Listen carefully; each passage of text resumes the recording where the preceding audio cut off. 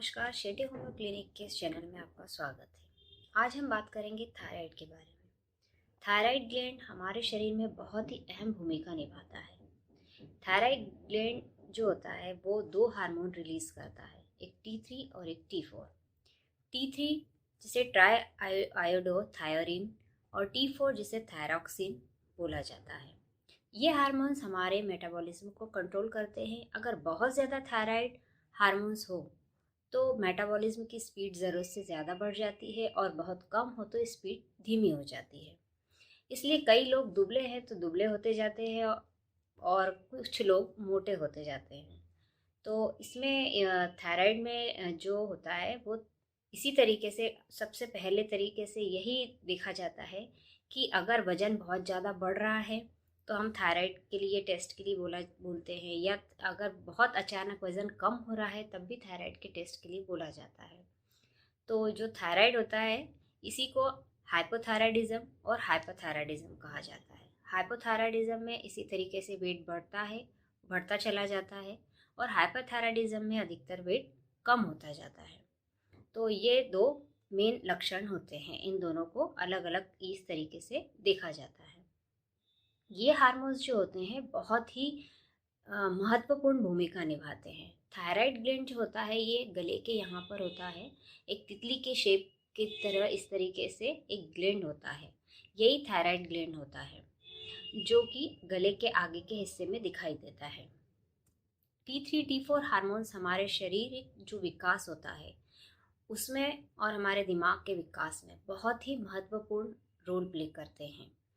और मुख्य रूप से पूरा बॉडी का जो कंप्लीट डेवलपमेंट है और जो मेटाबॉलिज्म है वो सब कुछ इसी पर डिपेंड करता है। तो ये बहुत ही महत्वपूर्ण हार्मोन्स होते हैं और बहुत ही महत्वपूर्ण ग्लैंड होता है ये थायराइड ग्लैंड।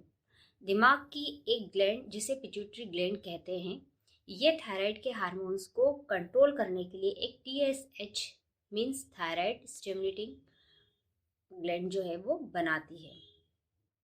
हार्मोन्स बनाती है, जो ब्लड में मौजूद T3 और T4 हार्मोन्स की मात्रा को कम या ज़्यादा करता है। ये T3 और T4 को कम या ज़्यादा करता है, इसी से ही आगे का पूरा काम होता है। जब ब्लड में T3 और T4 अधिक और TSH कम हो तो थायराइड बढ़ जाता है, मतलब कि हाइपरथायराइडिज्म हो जाता है। और इसी के ठीक उल्टा, मतलब T3 T4 कम और TSH ज़्यादा हो तो हाइपोथायराइडिज्म हो जाता है। हाइपोथायराइडिज्म के अलावा भी ऐसी कई प्रॉब्लम्स होती है जिसको अनदेखा नहीं कर सकते हैं। और ये दोनों चीज़ें जो होती है वो इसी ग्लैंड की वजह से होती है। लेकिन इसके अलावा भी बहुत सारी ऐसी चीज़ें हैं जो इसके ग्लैंड में प्रॉब्लम होने की वजह से होती है, जैसे कि ग्वाइटर भी होता है, तो ग्वाइटर भी इसी वजह से होता है। दूसरा होता है कि थायराइड में सिस्ट हो जाता है, या फिर ट्यूमर, या फिर थायराइड कैंसर होता है। लेकिन इसके बारे में हम बात आगे के वीडियो में करेंगे। अभी हम सिर्फ थायराइड के बारे में बात कर रहे हैं और थायराइड की ही होम्योपैथिक दवाई के बारे में बात करेंगे। ये प्रॉब्लम प्रेगनेंसी के दौरान कई महिलाओं में देखी जाती है, जो समय पर ट्रीटमेंट लेकर डिलीवरी के बाद जल्दी ही ठीक हो जाती है। ये प्रॉब्लम पुरुषों से ज़्यादा महिलाओं में देखी गई है। और इसके सिम्टम्स में सबसे पहला सिम्टम्स इसका है वजन का अचानक बढ़ना या अचानक कम होना। दूसरा एकदम चिड़चिड़ापन आना, रात में नींद ना आना। अगर नींद नहीं आती है तो वैसे भी चिड़चिड़ापन होता है, तो कभी कभी हमें लगता है कि नॉर्मली हमें नींद नहीं आ रही है तो इसी वजह से चिड़चिड़पन हो रहा है, तो हम इन चीज़ों को इग्नोर कर देते हैं कि ठीक है, नॉर्मल सिम्टम्स है। लेकिन अगर इस तरीके से कंटिन्यू होता है हमारे साथ या लगातार ऐसे सिम्टम्स बने रहते हैं तो आप ये टेस्ट ज़रूर करवाएं। तो लक्षणों में ध्यान रखिए वज़न का बढ़ना या घटना, भूख कम लगना, और सबसे बड़ी बात है कॉन्स्टिपेशन होना। इसमें कॉन्स्टिपेशन बहुत ज़्यादा होता है, एसिडिटी होती है, पेट साफ नहीं होता है, नींद का ना आना, और हेयर लॉस भी होता है। किसी किसी को बाल झड़ने की समस्या भी शुरू हो जाती है। उसके बाद स्किन का ड्राई होना, ड्राइनेस बनी रहती है, बालों में भी ड्राइनेस रहती है और स्किन में भी ड्राइनेस आ जाती है। ये भी एक लक्षण देखा गया है इसका। और वीकनेस आने लगती है, मांसपेशियों में दर्द होने लगता है, क्योंकि आयरन और कैल्शियम की कमी होने लगती है। तो वीकनेस वैसे ही बढ़ जाती है और साथ में मांसपेशियों में दर्द बढ़ जाता है। इस तरीके से दर्द होता है जैसे कि हमें फील होने लगा है जैसे गठिया का दर्द होता है। इस तरीके से मांसपेशियों में काफ़ी तेज दर्द होता है।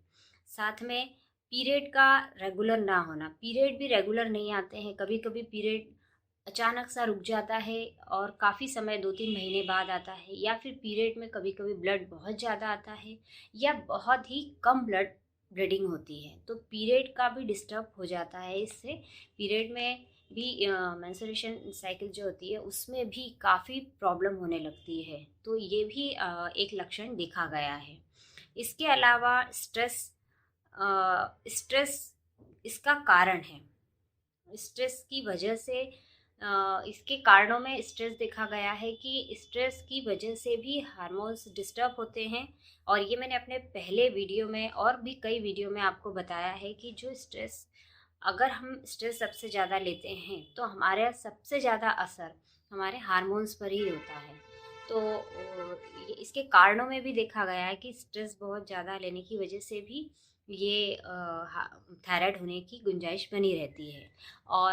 और इसके कई कारण हो सकते हैं कि कभी कभी बहुत ज़्यादा अगर हम मेडिसिन लेते हैं या कोई हार्मोनल ट्रीटमेंट करते हैं तो उसकी वजह से भी हार्मोन का बैलेंस बिगड़ जाता है और ये प्रॉब्लम हो सकती है।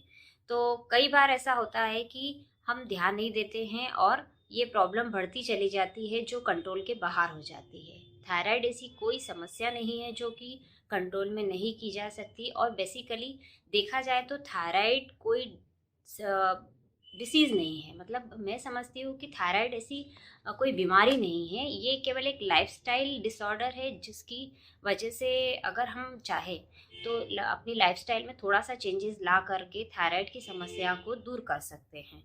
तो इसको आप बीमारी को ना समझते हुए आप अपने लाइफस्टाइल में चेंजेस लाइए, जिसकी वजह से आप आराम से बिना दवाई के भी थायराइड को ठीक कर सकते हैं।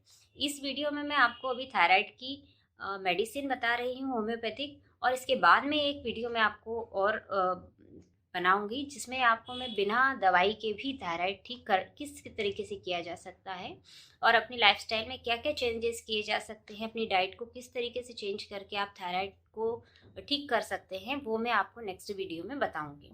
अब इसके आगे हम थायराइड की जो दवाई है होम्योपैथिक उसको देखते हैं। डॉक्टर ऋग्वेद की एक दवाई है होम्योपैथ में, R51, जिसको आप थायराइड होने पर लीजिए और 15-15 बूंद इसको दिन में 3 बार लीजिए। अगर आप इसको 15-15 बूंद दिन में 3 बार लेते हैं और आपका थायराइड कंट्रोल में आ जाता है तो उसके बाद दवाई को आप थोड़ा सा डोज इसका कम कर सकते हैं, फिर दिन में 2 बार, और उसके बाद में सिर्फ खाली पेट सुबह एक ही बार 15 बूंद लेंगे तो आपको आराम मिलेगा, और इसको थोड़ा लंबे समय तक लेना है।